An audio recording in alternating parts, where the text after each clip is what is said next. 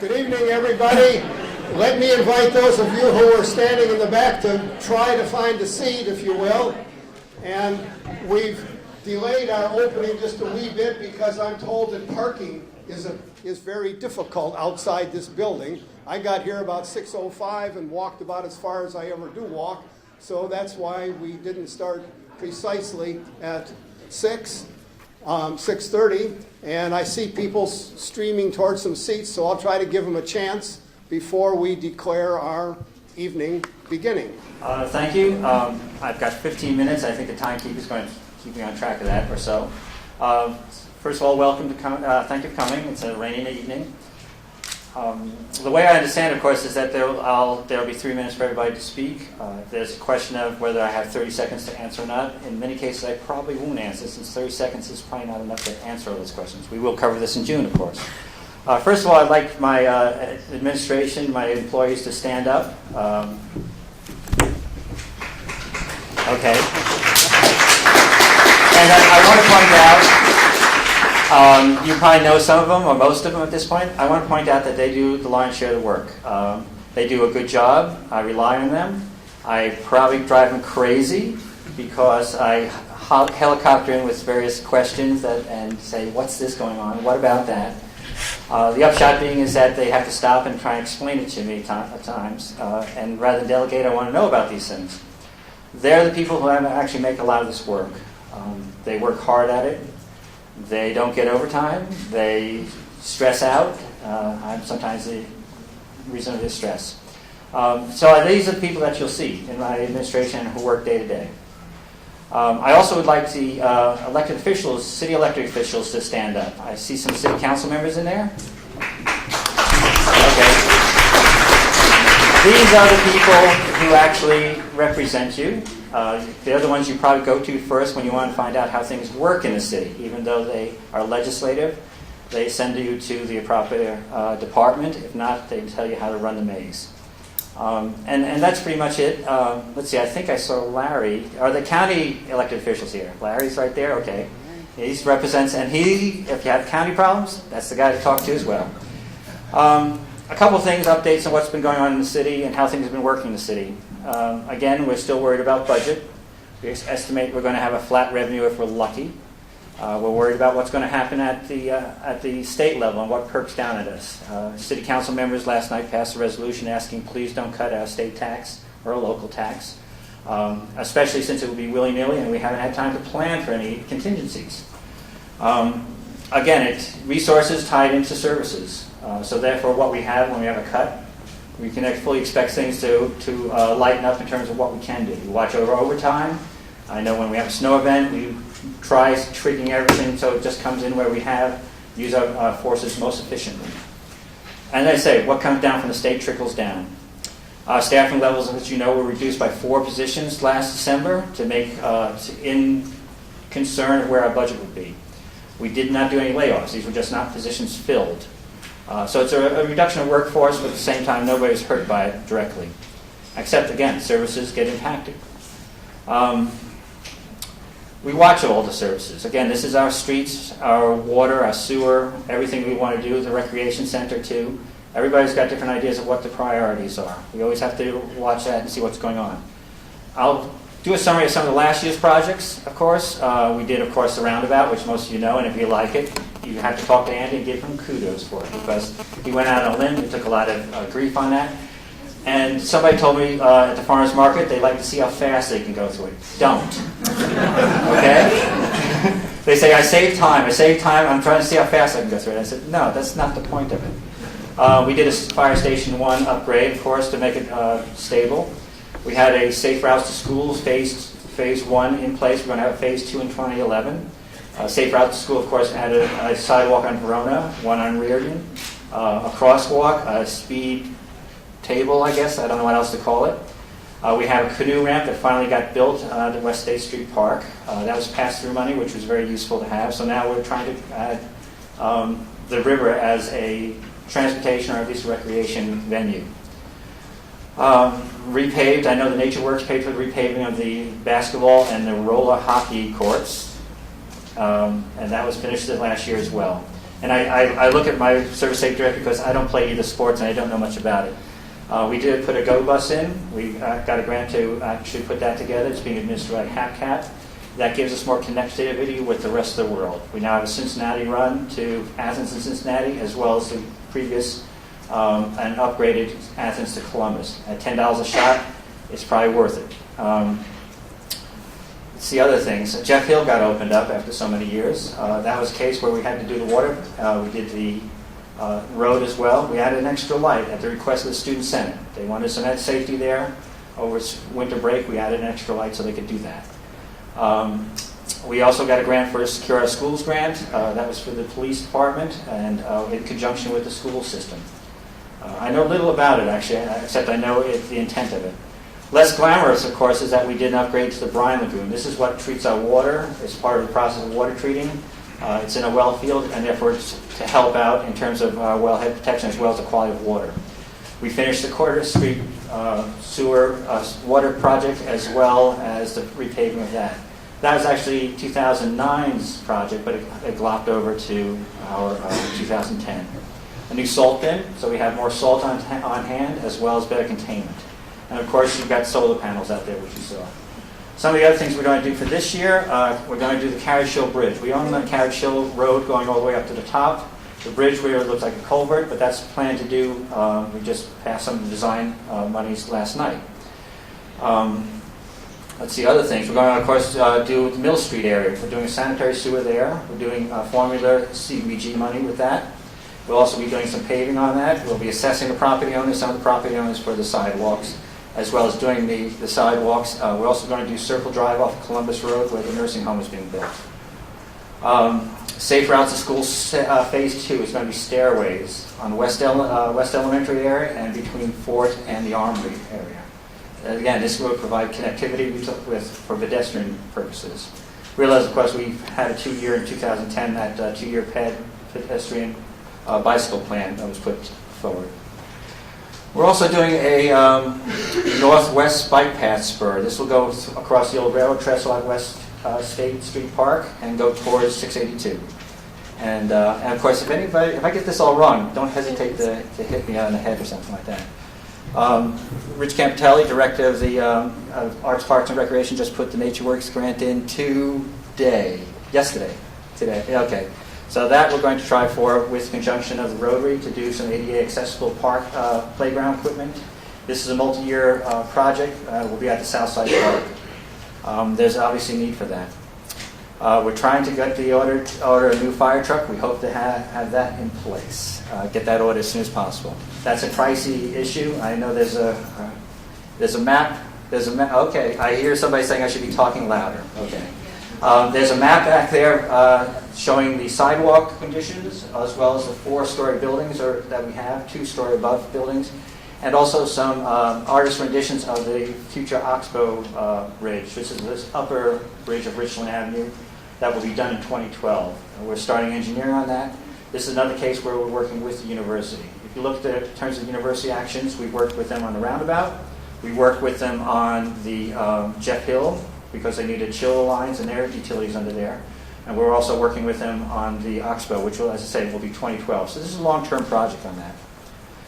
We've also become a member of the International Town Gown Association. Bexy's nodding there because she's been sending me stuff. I've been getting those things too, so you don't have to send it to me, okay? But it's a good resource for how to deal with town gown issues. I wish I could say I have lots of time to peruse all the articles and look at everything, but it doesn't work out that way. We did not apply, excuse me, we did not apply last year, a year and a half ago, for the CHIP and CDBG grants. We're going to try re-upping it this year. The intention, of course, is trying to work with Habitat for Humanity. We're in search of course, appropriate lots to have them build something in town. If you know of any that you think is especially nice, let us know. As I say, we're investing those parts. And that's pretty much it. I think I've taken up my 15 minutes since I was supposed to be there, done at 6:45. So, Ellsworth, it's all yours.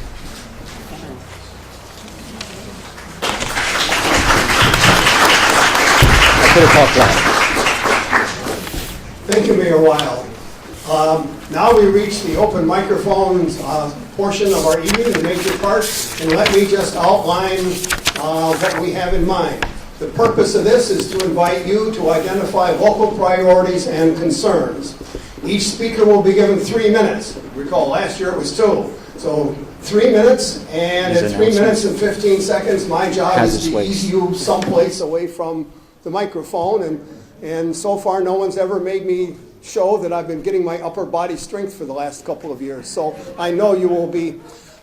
And also, we have the best timekeeper, Muriel Grimm, between the North and South poles. So she is totally accurate and has signs to suggest 30 seconds remaining and so on. And so the purpose of our meeting is to identify issues, not solve problems and provide answers this evening. And we'll have a companion meeting in June in which the city administration will give you its response to the topics that were raised this evening. Now, if in response to something that's said, the mayor feels called upon to speak for a moment, why, we'll invite him to do that. And if you, the speaker, need to clarify, we'll give you 30 seconds to respond to that. Typically that doesn't happen, but that's part of our framework. And speakers will be invited to step up here in the order in which they signed up at the beginning of the evening. And I'll just comment, my role as moderator is to do my best to give each of you a really fine experience this evening. And we're hoping that this pairing of a January meeting in which challenges and concerns are expressed, paired with response in June, hope will be an annual feature of our city government. And so with that, let me call upon the first person this evening, and this will be Keith Wasserman, speaking on the topic sheltering the homeless. Keith? Good evening, and thank you for having this opportunity to express our concerns and things that are challenging for this. Oh, you want me to go to that microphone? Is that not working? Let's rewind that. Pardon me, I should have been clear. I want you up here, please. All right. Thank you again for inviting us to talk about challenges and concerns facing the city. For 30 years, it's a long time in my life, we've been sheltering, providing care for people who are without homes, and have had to raise millions of dollars from outside the area to do this service. And we're concerned about what's happening with citizens who are without homes. We think it's a situation that should concern all of us. We turned away 86 people in 2010.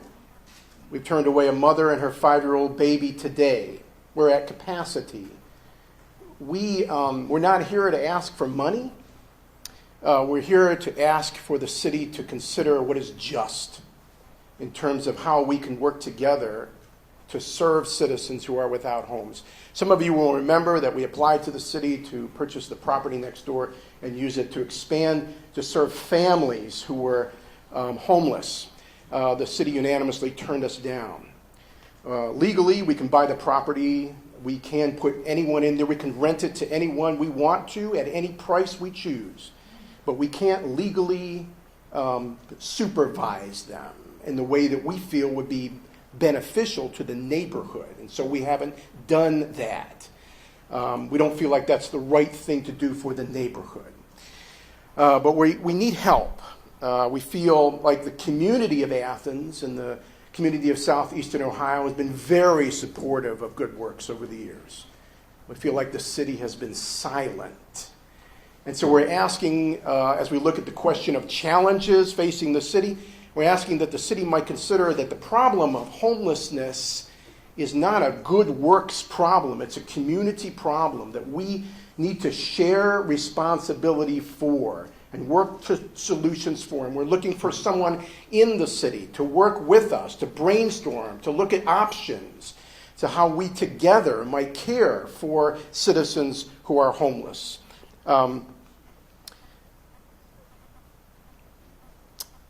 I think I've said what I want to say, and I'm grateful for the opportunity to say it. Thank you. Thank you, Keith. Next, I'd like to call upon Rhonda Clark to talk about food security.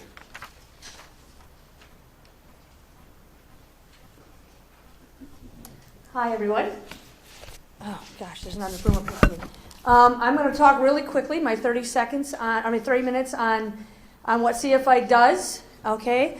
CFI is Community Food Initiatives, and that's the name. CFI's programming is centered on assisting low-income families to grow their own food, shop at farmers market, develop self-sufficiency skills, and become nutritionally literate on issues of hunger, health, and sustainability. CFI currently serves low and moderate income populations in the city of Athens and communities and in some of the highest poverty counties of Appalachia, Ohio, rural Athens and Morgan counties. Every year, CFI provides the tools for people who want a hands-on education in food production, preparation, and preservation by offering training, mentoring, and networking opportunities. We have through our Appalachian Foodways workshops. I'm going to go through some quick things on what we did in 2010.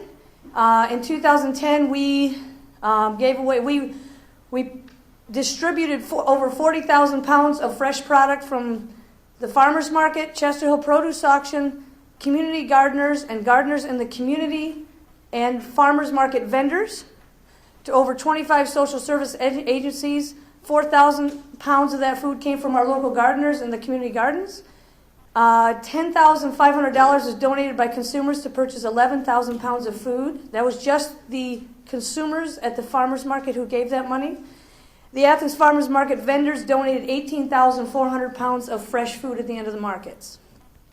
We have 7 garden sites in Athens and Morgan counties. We have the West Side Community Gardens, which is out by the ball fields. We have the Hope Apartments down here on the end of East State Street, where the new light was put in. We have one in Nelsonville, Chansey, Gloucester, Stewart, and Chester Hill. We have a USDA summer feeding site where we teach kids how to grow food, how to cook food, how to eat, and they cook their own food for their summer feeding site.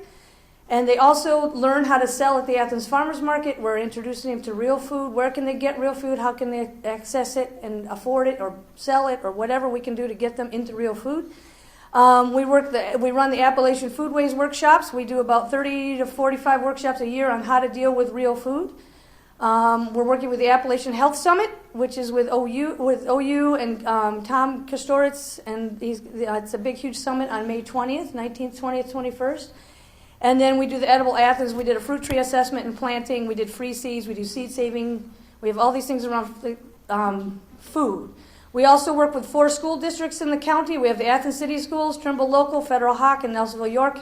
We also work with Holzer, OUCOM, O'Blennis, and hopefully we'll be working with the prison system in Nelsonville and our farm to cafeteria programming. At the Athens City Schools, there's a greenhouse at the high school that is just starting production on greens for the high school salad bar. We're asked by Beacon School to put in gardens there. We're working to get local greens into all the cafeterias in the Athens City School system through Green Edge Gardens and our local farmers. The Trimble Local School, we have a culinary club at the high school. We have a 4-H club in the middle school. Do I have 30 seconds? Am I done? No, ma'am. All right. That's all we do. We do everything. Thank you. And the point probably is that if the first person who takes an extra second gets curtly cut off, no one else will. Otherwise, if you were at the end of the evening, we might indulge you a little bit, but sorry about that.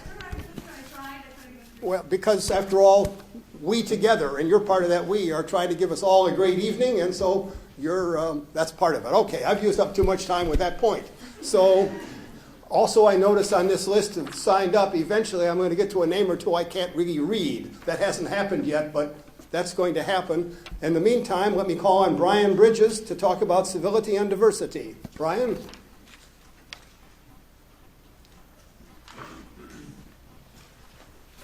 Thank you. Good afternoon. Good evening. I want to thank the City of Athens for convening this group and for allowing me to address it. OU and Athens have a mutual relationship that promotes the need for enhanced collaboration between the two entities. I'm Vice Provost for Diversity, Access, and Equity at Ohio University, and in that role, I'm charged with cultivating a nurturing and affirming environment in affirming campus climate for all individuals who attend the university, regardless of their background, which includes a number of demographic markers like gender, race, nationality, socioeconomic status, sexual orientation, age, and ability. And we can't talk really about addressing the campus climate without talking about partnering with the community to address the local and regional climate, because to do so otherwise would be foolish. OU's interdependence with Athens and vice versa requires each of us to engage in intentional conversations about climate, civility, and diversity. Athens is an inclusive community, as designated by the city itself, and that includes promoting different perspectives, different cultures, and different ideas as part of the fabric of that community. We believe that OU can help promote inclusiveness, which can also promote the quality of life here in the city of Athens and on campus. I just wanted to talk a little bit about effort from our end at OU. We're partnering with community leaders to promote a dialogue about these issues, about issues of climate and civility and diversity. And we're working with representatives from the mayor's office, including Paula Mosley and Ron Lucas, and the incoming chief of police, Tom Pyle, to bring these conversations to future town hall meetings. In fact, we're in the planning stages to focus the April town hall meeting on matters of civility and diversity and inclusiveness, with the goal of having members from all corners of the community engaging in this discussion and reminding everyone in the community that everyone has something to contribute to diversity. We hope that this leads to other conversations that benefit our shared community. Thank you.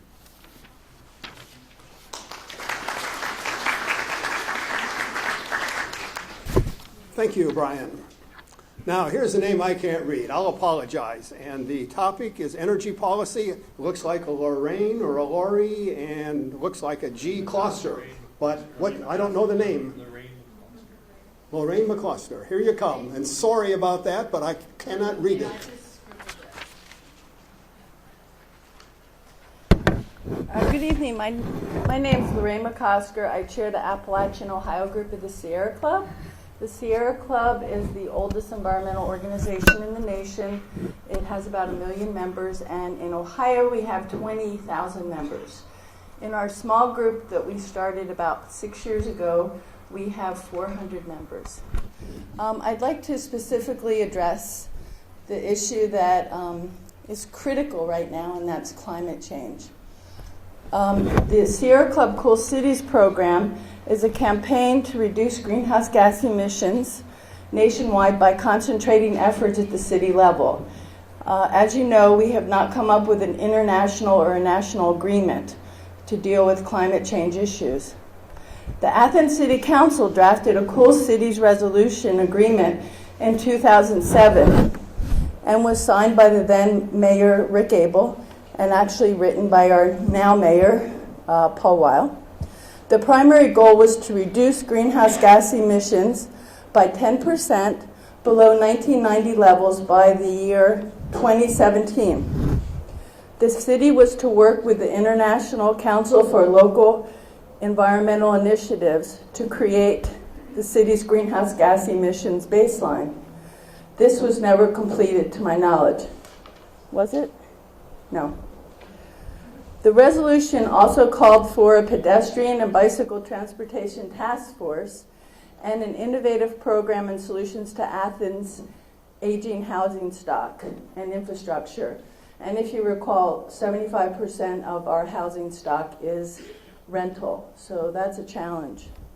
Some of our work has been completed by the city. The Appalachian Ohio Sierra Club would like to strongly suggest to the City of Athens to adopt an enforceable energy policy. As carbon dioxide levels increase, and they're now somewhere around 390 parts per million, and safe levels, according to scientists, are 350, this continues to threaten the environment, the economy, and communities. Policies should include a residential weatherization initiatives as well as initiatives at business level, education of the citizenry on energy usage, and incentives to decrease energy usage.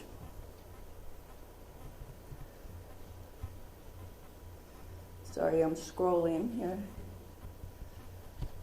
The city should join the efforts of Ohio University in decreasing its greenhouse gas emissions collaboratively, utilizing the educational resources of the university. For instance, the city of Portland, Oregon, implemented the first energy policy in the year 1979. In these critical climate times, it's essential that the city takes this role. Finish the sentence.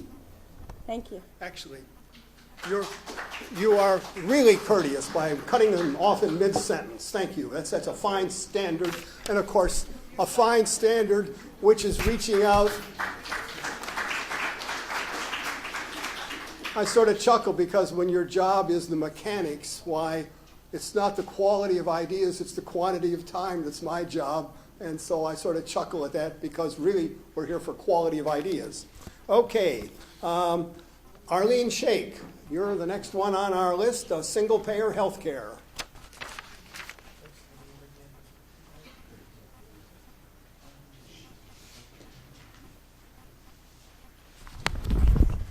Good evening.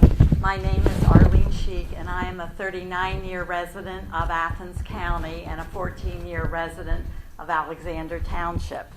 I am the local coordinator for Southeast Ohio Single Payer Action Network, or SPAN. Many of you have been SPAN supporters and signed SPAN's initiative petition, Health Care for All Ohioans Act, over the past 7-year effort towards an improved Medicare for all and the freedom of every Ohioan to choose their doctors and medical providers and pick up any prescriptions without out-of-pocket charges. A single-payer health care plan is also a significant savings resource for local government and for school districts and for most families and individuals.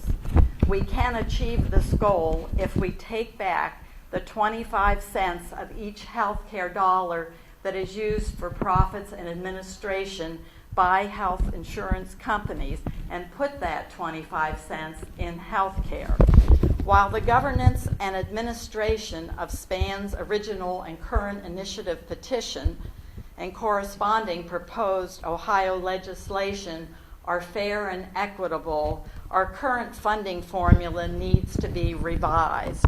Some of us in SPAN look next door to Pennsylvania, where 14 elected Republicans and all of the Democrats are working together for the goal of single payer. We know that the states are laboratories of democracy, and we hope that we are not in the lab for 72 more years like the suffragettes, to demonstrate that we can be both fiscally conservative and show the compassion of Ohio citizens to create universal single-payer health care. We in Southeast Ohio SPAN are eager to get feedback from citizens, small business, farmers, and anyone who would like to explore a single-payer way of saving millions of dollars in Athens County schools and government while expanding health care to all Athens County citizens. This can happen in our lifetime if we are willing to work together. It may happen in other states within a few years as the Republicans and Democrats have been doing their homework together. It is time to work to prevent the staff shrinking of schools and local government by pumping the profits and administrative costs of private health insurance into health care. We need to create the fairest possible formula. I believe that we can keep our private doctors, hospitals, and medical providers with a publicly funded single-payer system that is both fiscally conservative and compassionate for all Ohioans. Please note both sides of the handout. Thank you.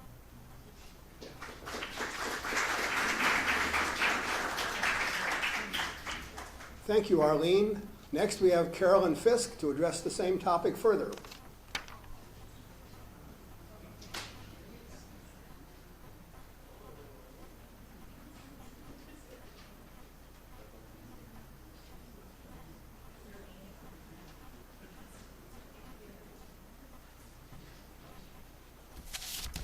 Hello, I'm Carolyn Fisk. Here, Carolyn, right in there. Just How's step that? over in front of it. How's that? I've been working with Arlene for several years and others on a health care reform package for Ohio. 20 states, including Ohio, are currently working on some type of single-payer system, including Medicare for all, single-payer, or a public option. They all offer alternatives to the new federal health law. While they all differ, they share some common goals. You're going to have to get to the mic. How's that? Closer. Closer? Okay. Quality health care, affordable, comprehensive, stable costs and employment, publicly funded, privately delivered, guaranteed health care for all. It creates new jobs and keeps people healthy. The financing will come from four sources: employer premiums, individual premiums or contributions, federal and state money for public programs, and savings in administration and other cost areas. We prepared this handout that shows what Pennsylvania is considering. The Ohio plan would be similar, but in the coming months, we'll be going out into the community to talk with businesses and individuals to see what works best for the people here in Ohio. The idea is to develop a system that works for everybody. If you like this idea, please contact Arlene at the address on the handout. We'll be asking for your help by doing things like generating letters to the editor, responding to incorrect statements you might hear or see in the public media, like job-killing health care bill. Single-payer systems create new jobs, and it keeps people healthy.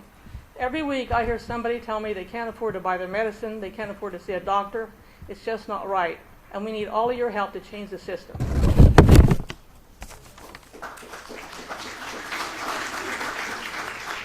Thank you, Carolyn. Next, I'd like to call upon Kevin Farmer to talk about trash contracting commercial. Kevin?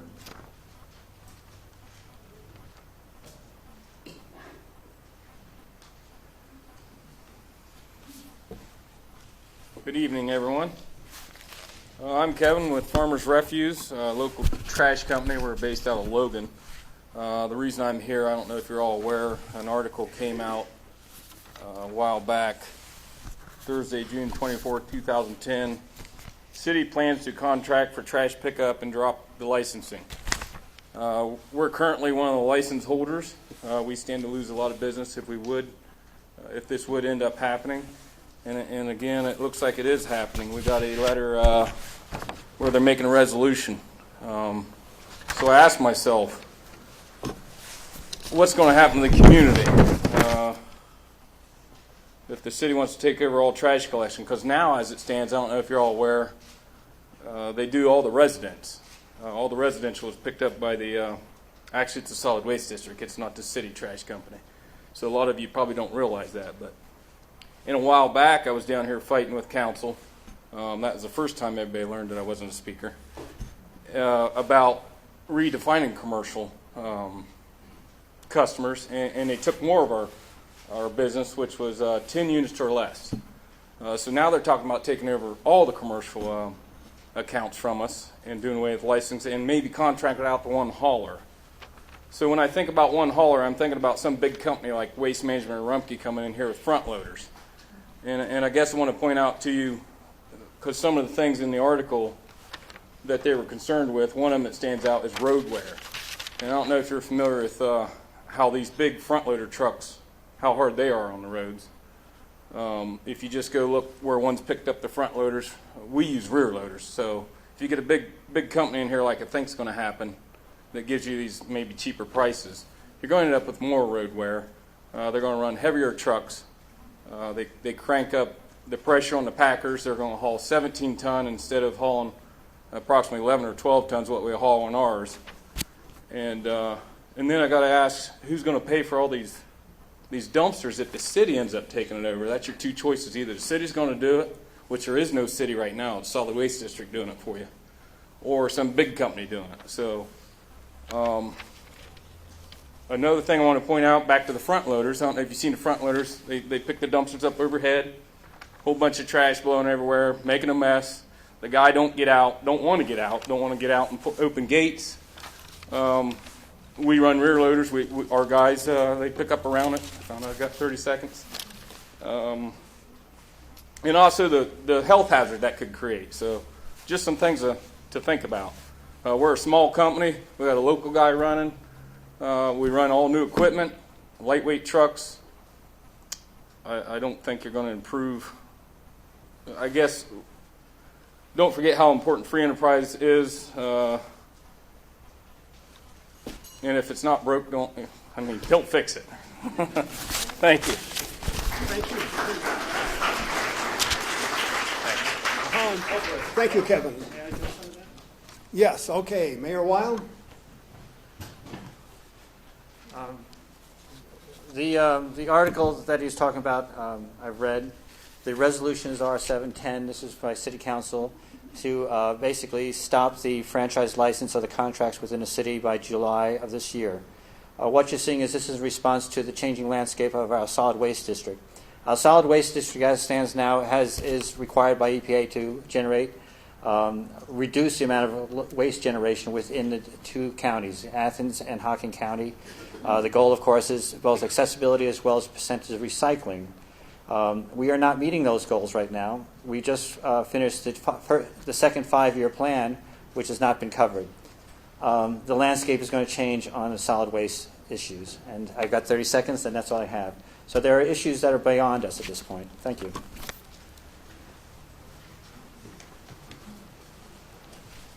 Thank you, Mayor Weil. And Kevin, technically, if you want 30 more seconds, you could have it, but that would only be in response to that, and I doubt that you... okay, responding to this, not continuing your discussion. Okay, that's the rule, 30 seconds. Wait till he gets up here, and then... Since I'm so good at speaking, I thought you guys wanted to hear me again. That's right, go right ahead.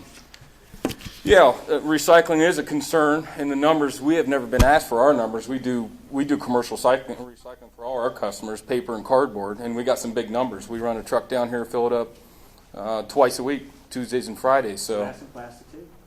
we're not doing plastic, we're doing paper and cardboard.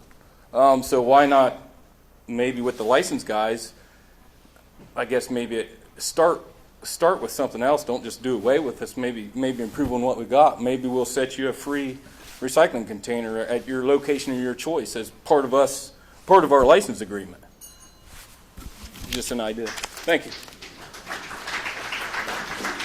Thank you both. So maybe we've got a discussion started there.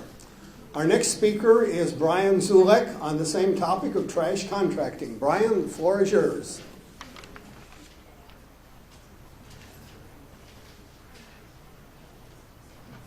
Good evening, everybody. Some of you guys might know me as a city code officer, but I'm not here for that. I'm here for speaking for Miller's Chicken. Also, we own Miller's Chicken. And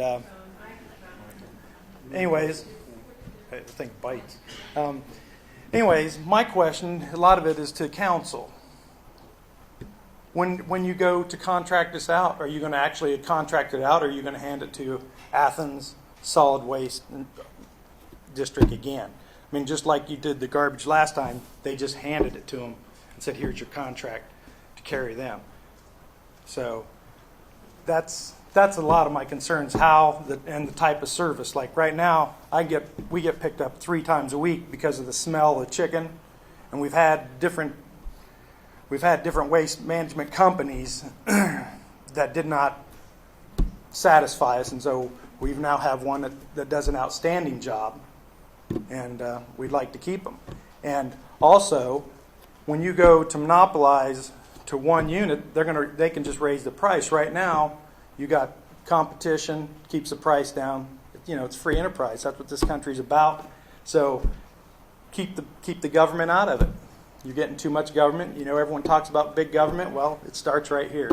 And so if you do that, you need to just keep your fingers out of it and keep the little guy going, because they're going to lose a lot of jobs. I'm sure farmers they're probably going to have to lay off a couple drivers because they aren't going to have the route. So you're going to lose jobs from it. So that's really about all I got. Thank you. Thank you, Brian. Our next speaker will be Nate Hall to talk about housing. Nate?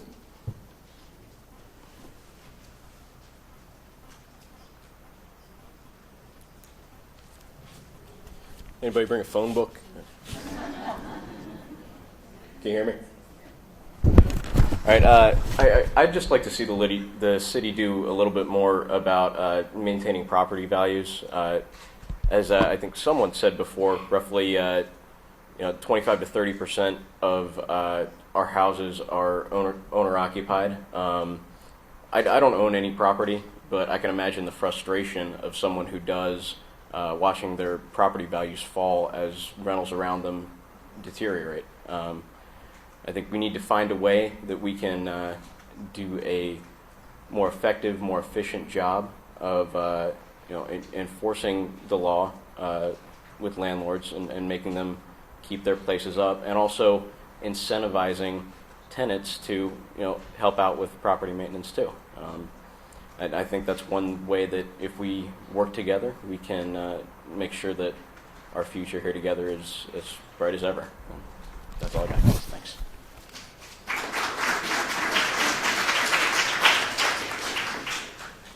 Thank you, Nate. Next, I'll call upon Todd Swearingen to talk about downtown sidewalks. Todd?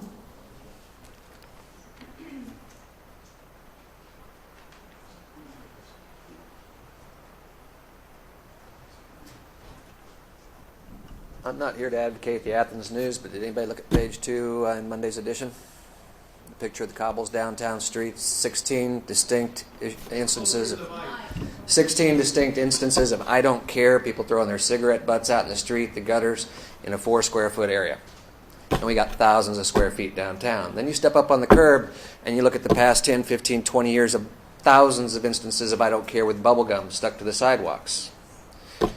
Last year, in March, a couple downtown business owners and myself, we conducted a little time trial to see what it would cost to clean up the downtown sidewalks and restore some of Athens' beauty. I mean, a lot of us like high curbs and cobbles in Athens history.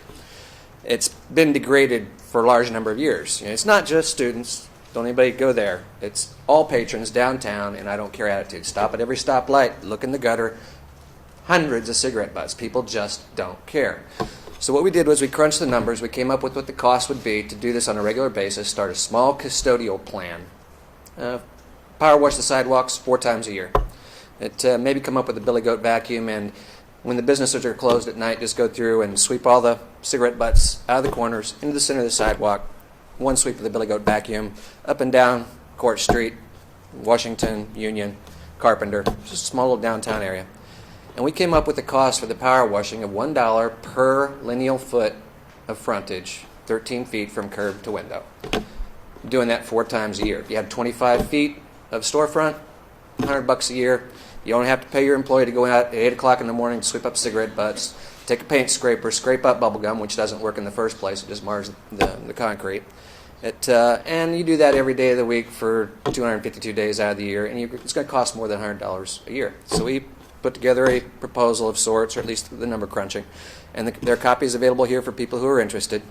But downtown, in the 11 years that I've been here, has gotten no better. And as the article mentioned, as far as the clean project, checking out different community areas, west side, east side, and the trash in front of different rentals or whatever it might be, it's gotten worse and worse and worse. No matter how much they try to educate, it's gotten worse. No matter how much people seem to try and do, it gets worse. And what it boils down to, it's a maintenance issue. We're in a transient community with 25,000 students coming in every year. They're here and they're out of here. There's no time to educate them. This is a city responsibility. Downtown businesses make money off of it. City makes money off of it in the way of tax revenue. The county makes money off of it. Everybody benefits. But the trick is I think most people would like to take their little girl, their son, their daughter, Sunday morning when it's nice and quiet, and stroll the cobbles and the high curbs and just enjoy the beauty of downtown Athens. And we can't do that in this town. And so the proposal is out there in general to make it cost affordable to business owners, to the city as well, and we would like community support. Anybody that's interested can get a hold of me at aeg@frognet.net. Les Cornwell has volunteered to buy all the equipment, put the employee on it, and we can take care of it with community support.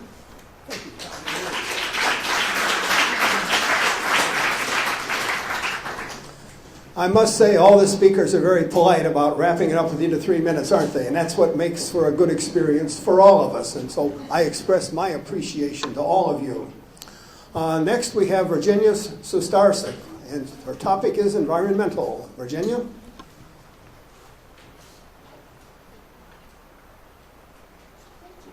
Welcome. I have no complaints tonight. I feel like the city has done a lot of good things over the past couple of years. And one of the things that I really appreciate a lot is that we're no longer throwing what I consider toxic coal waste all over the streets during the winter to control the ice and the snow.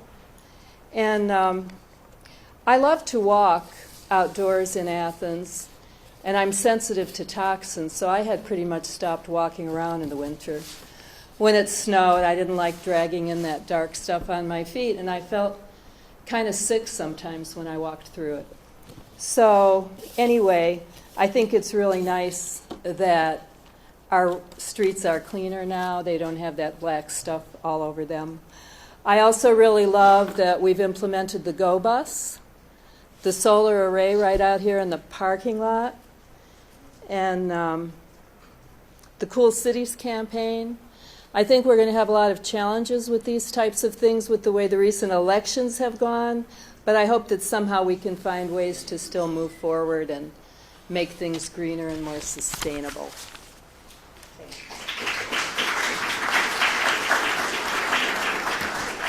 Thank you. Next, I'd like to call upon Heather Cantino. Heather?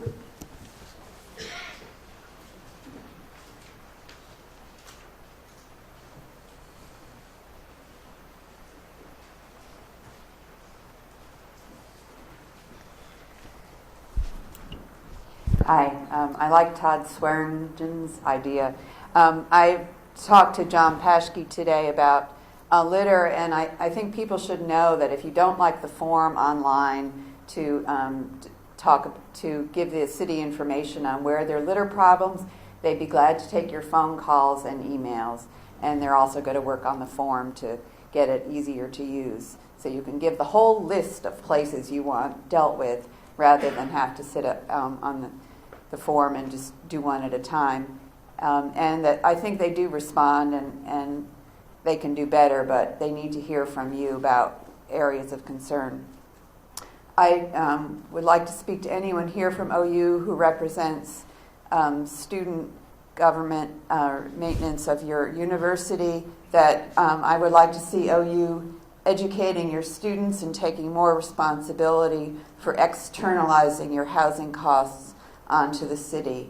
We need to have a cleaner city that is mostly a problem because of the students who are not being governed by their university, who puts them in the city.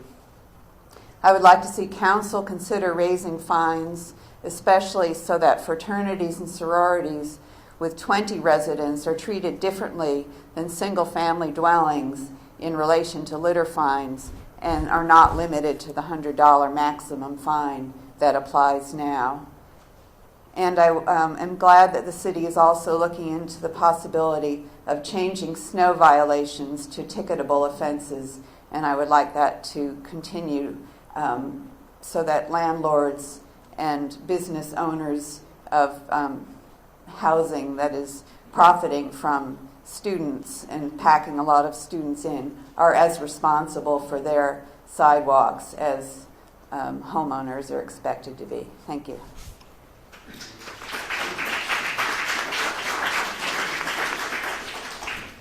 Thank you, Heather. Now I'd like to call upon Larry Jageman. Larry?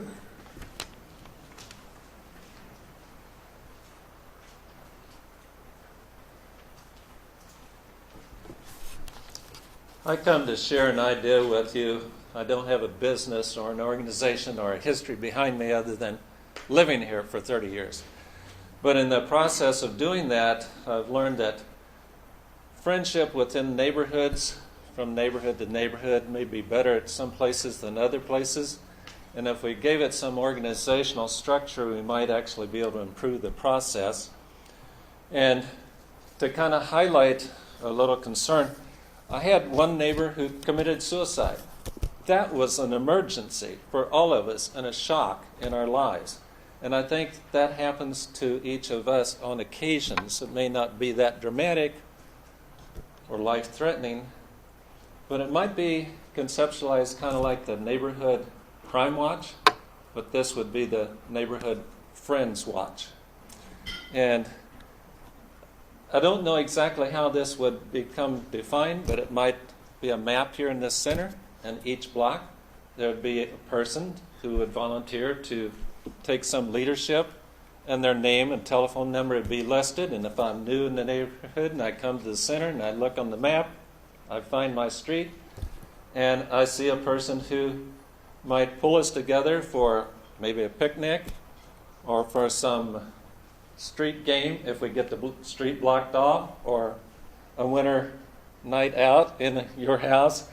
And this this was a strange idea to me, and I've never seen it work, but it's an idea that on that street we could share. If you have the lawnmower and you have the RV and you have something else, and we don't have to have an RV at every street, every driveway on the block. That's ridiculous.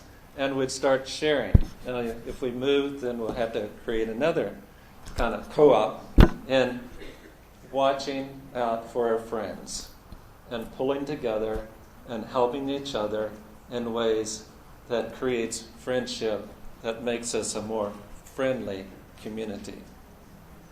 At least start on our block.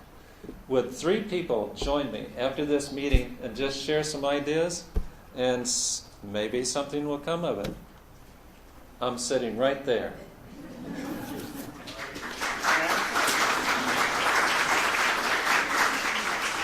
Mayor Weil. Just a few things I'd like to point out. One is that there is an ongoing discussion for what is called a front porch forum. This is a forum for neighborhoods, electronic forum. We had a speaker last year coming from Vermont to discuss the concept. I'm not sure where it is right now. I think the last I heard is we're trying to build it from within rather than buy it from Vermont. The other thing is, I'd like to see a show of hands how many neighborhood association members here. Who's here? Okay, and so we have a West Side Neighborhood Association, community, South Side, Near East Side, and what are we missing? Anna, North Side. So there are neighborhood associations. What? I've got 30 seconds. I'm done. You have to sign up here. Okay. So what I want to say is there's outreach. There's organizations out there. I guess we should let ourselves be known better. Thank you.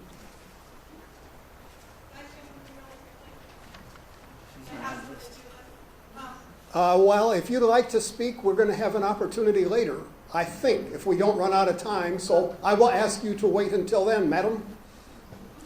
And I don't think there's any need to have a response to that. That was clarifying information. And so, with my apologies to some of you, I'd like to call upon Al Clapp to address us. And the topic is financial. No, you come up here.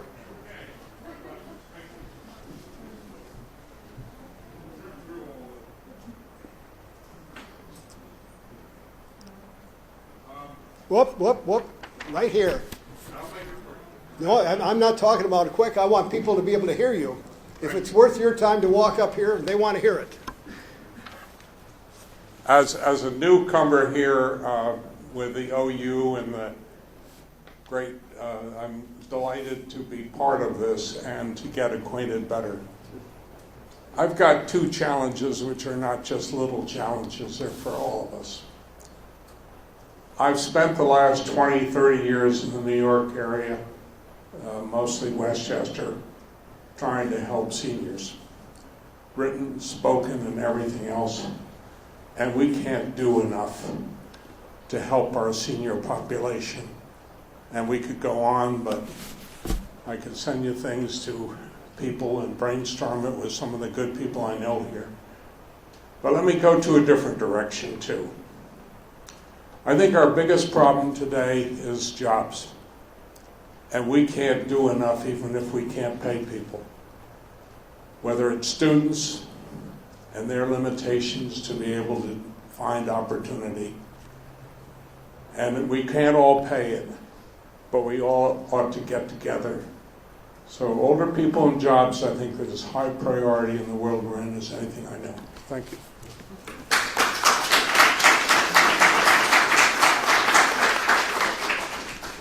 Thank you, Al.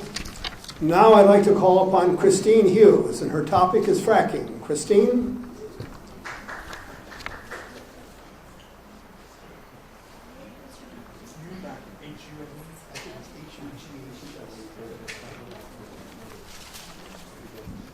Hello, can you hear me?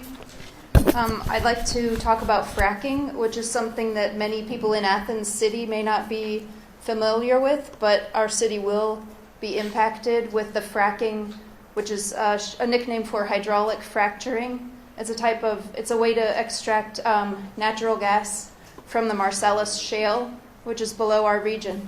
So I want us to be aware that it's happening, that it's coming to Athens, the surrounding townships, and it has the potential to have a harmful effect on our public water. The wellhead protections that are in place will not protect us. The fracking procedure is exempt through our government from the Clean Air Act and the Clean Water Act. And so we don't know the EPA doesn't know what to measure because there's no requirement to disclose the chemicals in the fracking water. The best source that I found as far as what this fracking method is and how it's impacted other communities across the country is a documentary, an Oscar-nominated documentary called Gasland. And you can go to the website gaslandthemovie.com to learn more. So it's not a left or right issue. It's really about our right to public water, clean water, and is the city prepared to import water and at what cost? This is happening really fast, and it's coming to the surrounding townships and will impact our city. Excuse me. Thank you.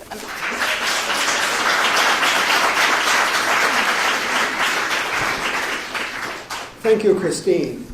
Now I'd like to call upon Francine Childs. Francine?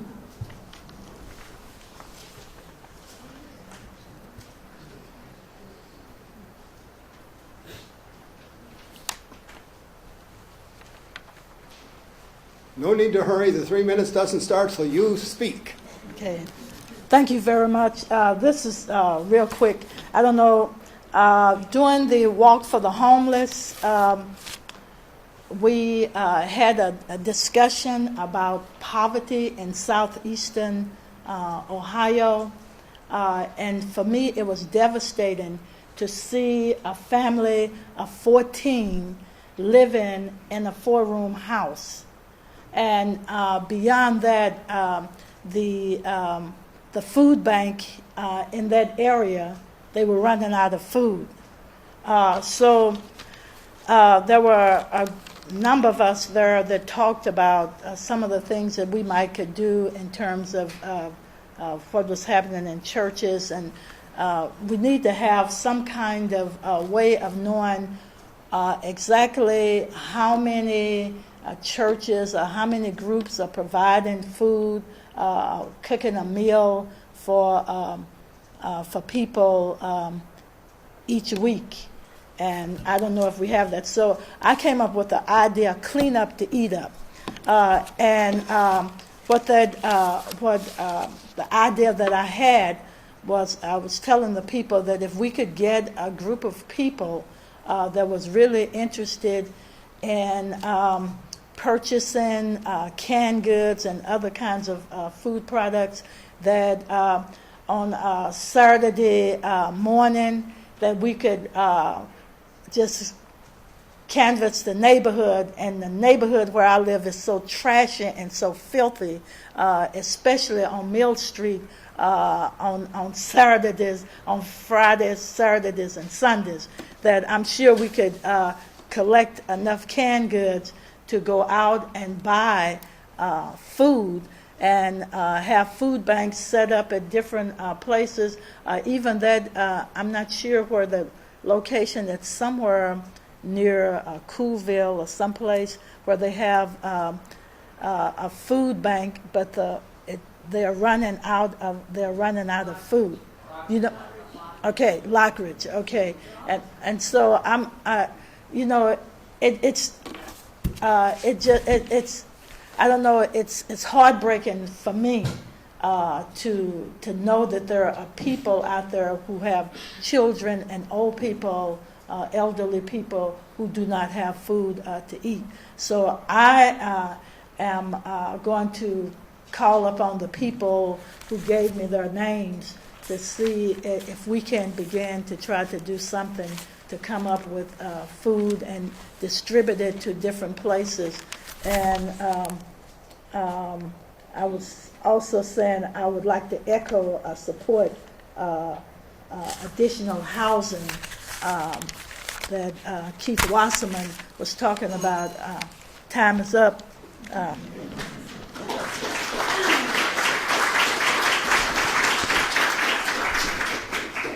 Thank you, Francine.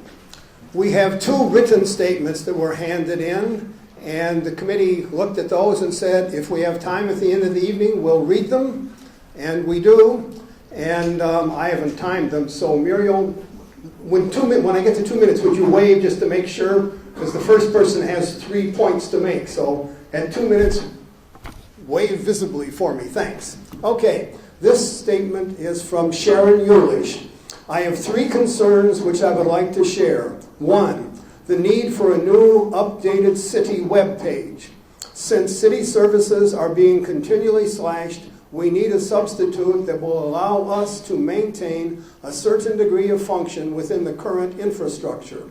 The existing web page provides no avenue for utilities monitoring or bill payment, as well as being hard to follow and difficult to navigate. She gives an example, and then she gives some websites of other cities, and I'll go on to point 2.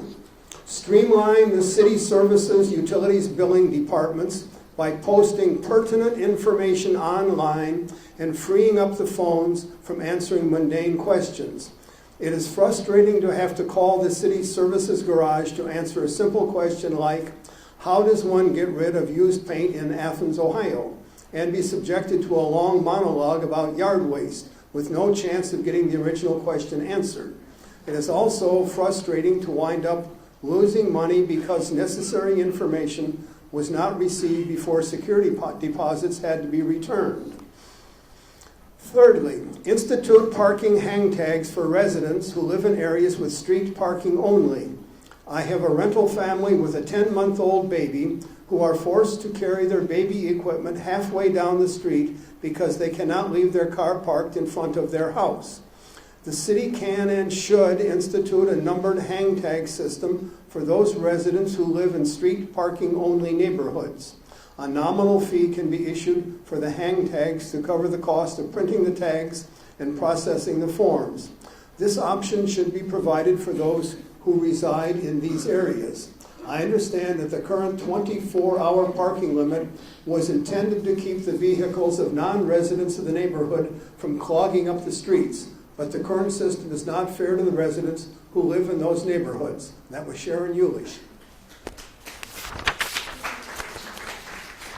Then here is a much shorter statement from Diane McVeigh. I am concerned to hear that Athens is trying to deny private trash haulers from operating in the city. Farmers Refuse have provided wonderful service to my business at 275 West Union Street for over 15 years. I see no reason I should not be able to continue to have them provide that service. And then another paragraph, our apartments pay plenty for city services, but never leave trash out to blow away, etc., because we allow them to use the farmer's dumpster. This is probably the situation in other areas, so the city may actually increase their costs if they deny the private companies to operate within the city unless they plan on increasing rates. Or is that the real plan? Diane McVeigh.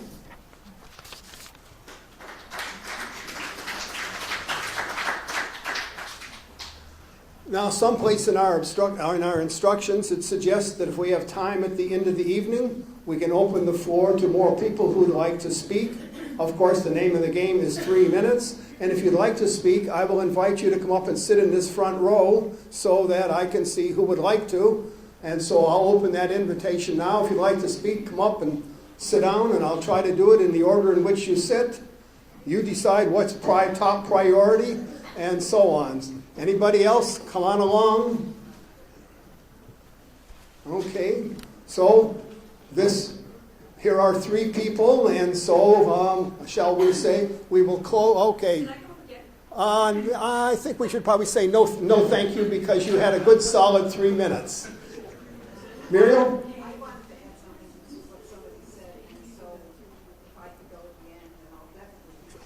Sure. Okay. So Muriel's seated in seat 4, and we'll close the gate.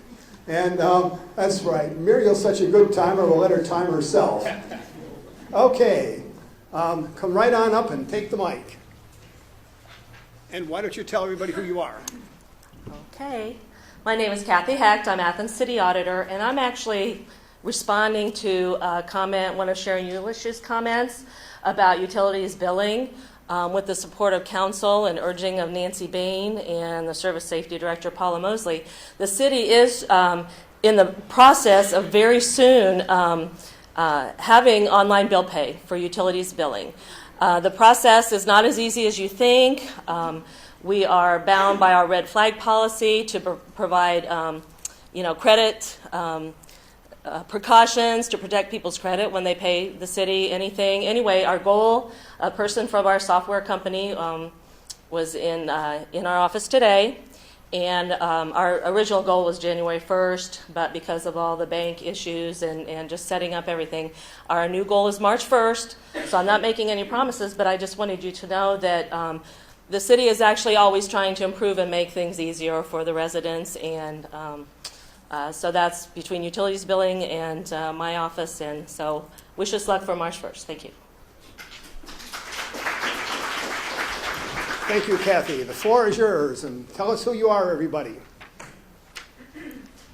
My name is Chris Paul, and I'm the 4th Ward representative. I just wanted to follow on what you were saying about neighborhoods and cohesiveness. Several people over on the Far East Side have asked me to coordinate a Far East Side Neighborhood Association meeting. I am setting the first meeting up at the beginning of March. Please email me interest in that. I will put you on the email list so that when the first meeting is announced that people are welcome, and then we can start getting that association going like Anna, Nina, the South Side and the West Side. Thank you.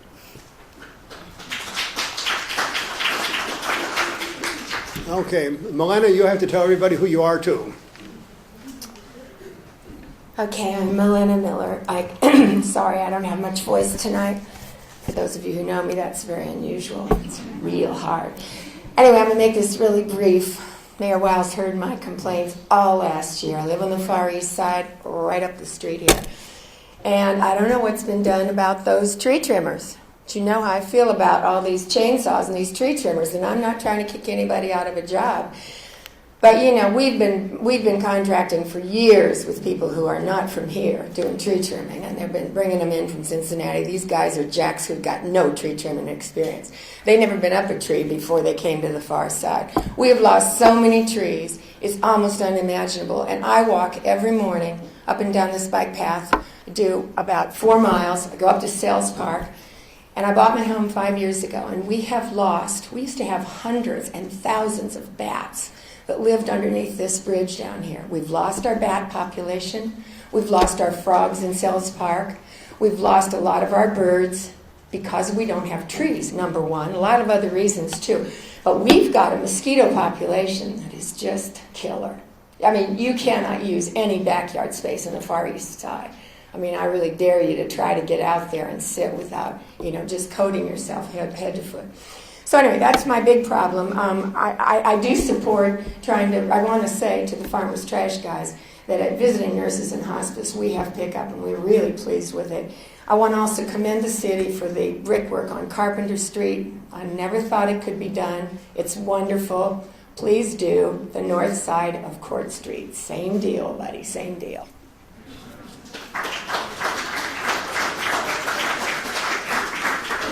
Thank you, Milena. Well, we've had that invitation out a couple oh, that's Muriel. I forgot. Sorry about that. I'll get shot for that. If you want to respond, yeah, go right ahead. 1 second, or 30 seconds, I guess. What we are going to work on North Court Street, we're waiting to get the monies together for the sanitary sewer underneath and the storm sewer underneath. That's what's been holding up the process there. Essentially, we've got some infrastructure that has to be done that's very pricey, and that will take some time. 2012 project. You're hearing from the director. No promises, but we're trying for that.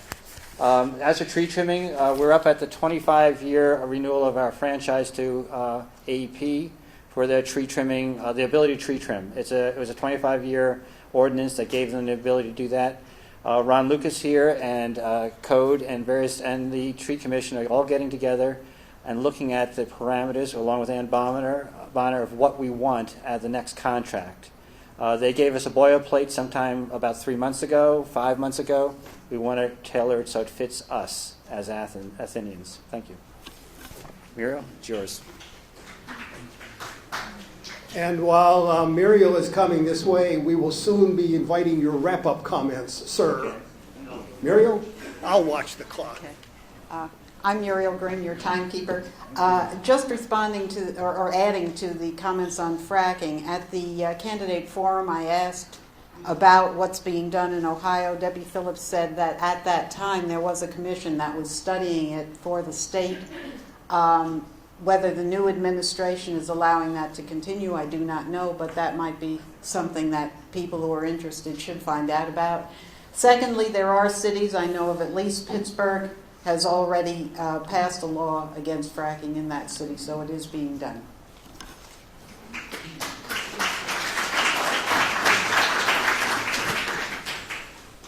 Thank you, Muriel. I'm sorry about, I looked over here and saw a blank chair, and sorry about that. And so let me introduce our mayor for any closing remarks, the Honorable Paul Weil. This is amazing. We're early. I thought this would go to 8:30. A couple things. One is that I want to recognize that the retirement of Chief Mayor and the promotion of Captain Tom Pyle to Police Chief coming February 23rd. Retirement 22nd on 23rd. I think it'll be a change that we'll only approve. Not that the chief was any bad at this, but it is a change, and I think it's something that they're both professional. During the selection process, we had a citizen in the interview process who came to me and said every interviewee, everybody who was trying for the chief position was very professional. She was amazed at the abilities that they possessed, and we have a good core group within the police department. Next, in April, there will be the town hall meeting for diversity, civility. We'll be working with OU on that. Becky's nodding her head. I know she's involved in it, and I know I'm leaving it to Paul and Ron to deal with that. And I think it's important. We also this year, I forgot to mention, and it was recorded for me here, is that we're going to this year do another hazardous waste pickup. We've been trying to do it every other year. We've been trying to lure the county into doing it as well. We haven't succeeded yet. Again, it comes down to that mandate from EPA of what to do with our waste, our solid waste. And last, before I leave it to milling around and actually get in touch with your elected officials or us before we leave, I'd like to thank the Town Hall Committee members who did a lot of work. Could you guys stand up? And the League of Women Voters, can you guys stand up?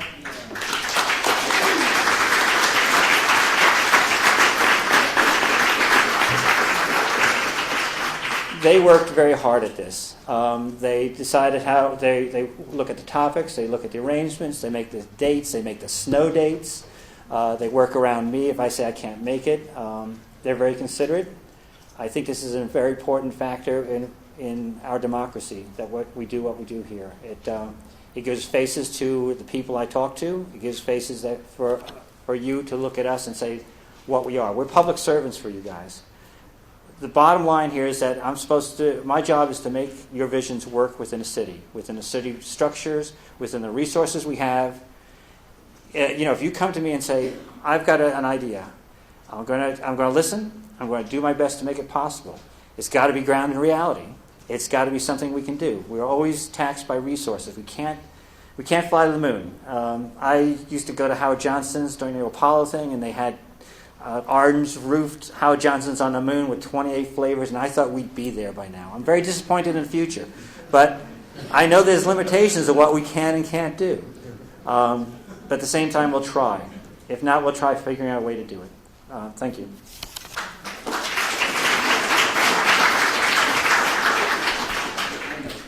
When I opened the evening, I forgot to mention that along with the City of Athens, the League of Women Voters of Athens County is also co-sponsor and provided about half of the energy for this. And I want to be sure to mention that, if only because that's how I happen to be standing here. And whenever we have an evening like this, I'm just always thrilled because Well, if you turn on the TV on Sunday and see what we often refer to as talking heads, just compare that with what we've had this evening. And to me, it's always a thrill to be part of something like this. 3 minutes we're given, and 3 minutes we have, and we have what we say, and this is a magnificently civil, productive, outgoing, community-building time, and I'm just thrilled. So thanks all of you for coming. I hope you've had as much fun as I have, and we are adjourned.